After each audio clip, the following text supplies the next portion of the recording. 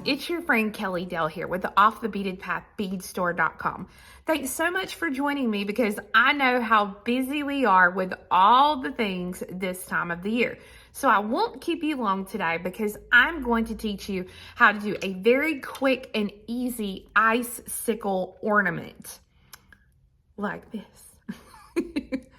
So a couple of days ago, I had this little ball here on my tray playing with it. I'm still not 100% happy with it. It's super crystally and super sparkly, but was not happy with it. And I had all these crystals laying on my table and I was like, what can I do with all of these crystals to get them off my tray? So that's why I decided to do these really cute icicle ornaments. They're a great way to use up extra beads that you have or extra little drops that you have in your stash. So specifically for the project today, you can use thread like your 0.006 wildfire or dragon thread or 6-pound fire line. The only issue is the longevity of the project with these crystals. It's not going to last as long as you want to. So I suggest using the 0.012 49 strand wire. So I'm going to be using flex wire because it's just what I have here. But if you've got the bead align wire, soft flex wire, anything you've got, as long as it's that 0.012 49 strand, that's going to be great for you. You're going to need one 2x2 crimp. You're going to need a drop of some sort. So I specifically today am going to be using these 20 by 12 millimeter crystals to come in the pack. They're a really, really great price point. In addition to that, I'm also going to be using size 11 seed beads. I'm specifically using my Yuki, but you can use any brand. And then if you look here at the sample, you're going to need 4 4mm rounds. You're going to need 4 6mm rounds, 4 8mm rounds, and 1 10mm round. Now I did it this way so you would have that kind of icicle effect. But if you don't have those sizes, then just grab some beads and let's get started. So to get started, you're going to take that 0.012 49 strand wire and you're going to cut a piece of wire that's about 18 inches long. You can do 16 inches, but it's a tight fit at the end. So 18 gives you a little leeway. So what you're going to do to get started, you are going to thread on 5 11s.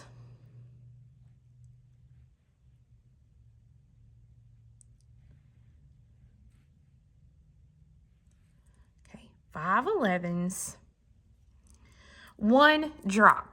Now, I'm using, again, those little drops right here. These are side drilled. So I just thread that on. If you are using a drop that is not side drilled, but is front drilled, that's okay as well. It definitely will work. It all comes out in the wash. So either way works. So once I get the drop put on there, I'm going to put on 5 more 11s.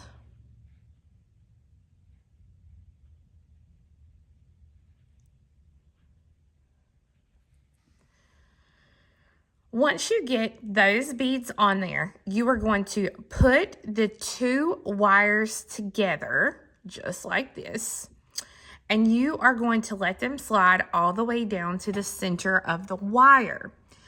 When you get those together, you are then going to take, and almost every bead from here on out is going to go over these 2 wires.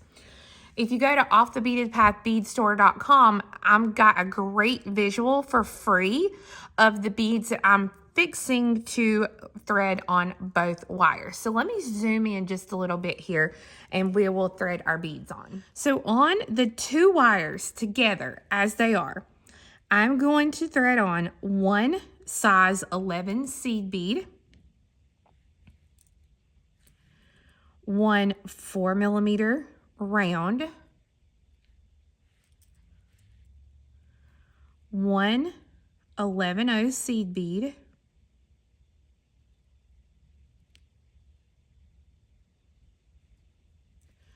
1 4mm round,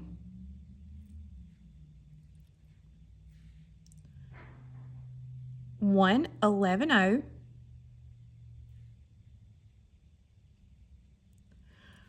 Now we change it up and it's a 6mm round.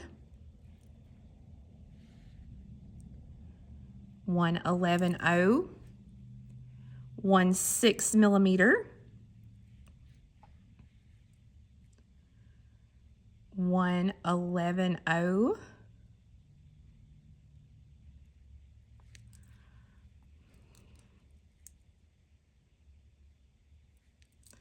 and now we go to the 8mm. So I'm going to grab an 8. And so as you do this, you can pull these down and you can see there what it is starting to look like as we work.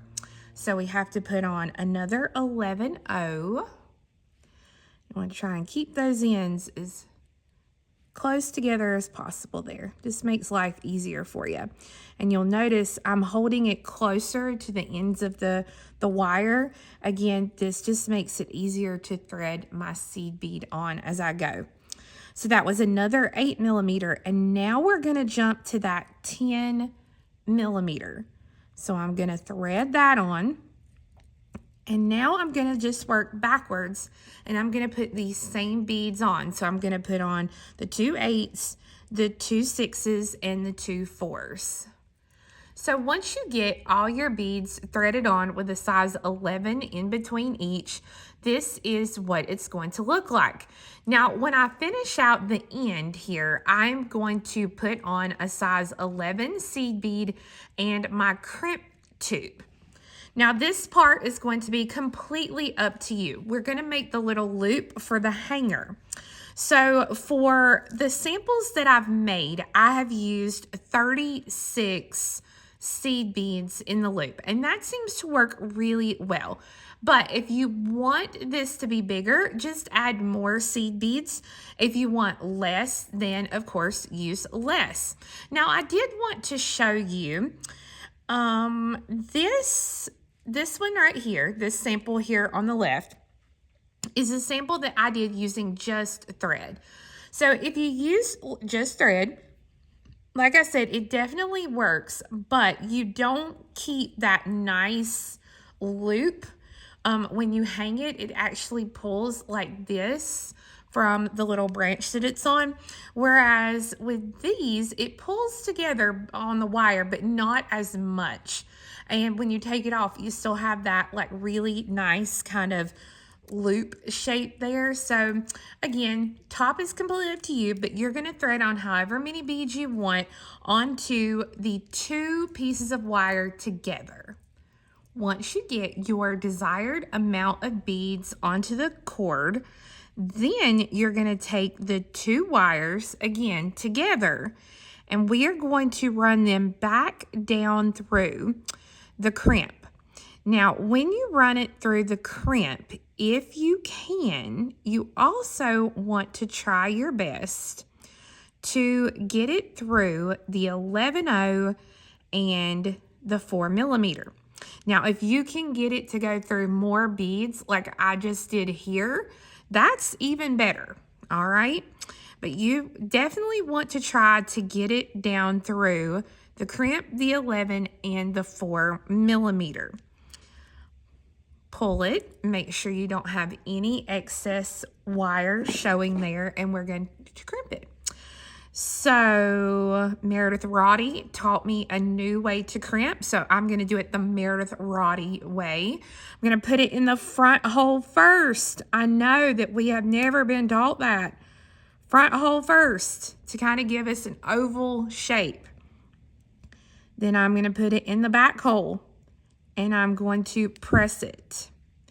And when we put it in that back hole and we press it, it's going to give us that little indentation that we want there.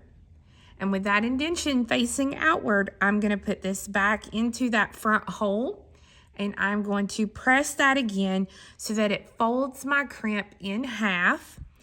And then I'm just going to put this back in there, kind of shape it a little bit if I need it shaped whatsoever. Before I finish, I'm going to give this a little tug here. Make sure that these threads do not shorten in any way, and they don't. So now I can just take a really good pair of nippers cut that, and I have my little icicle ornament.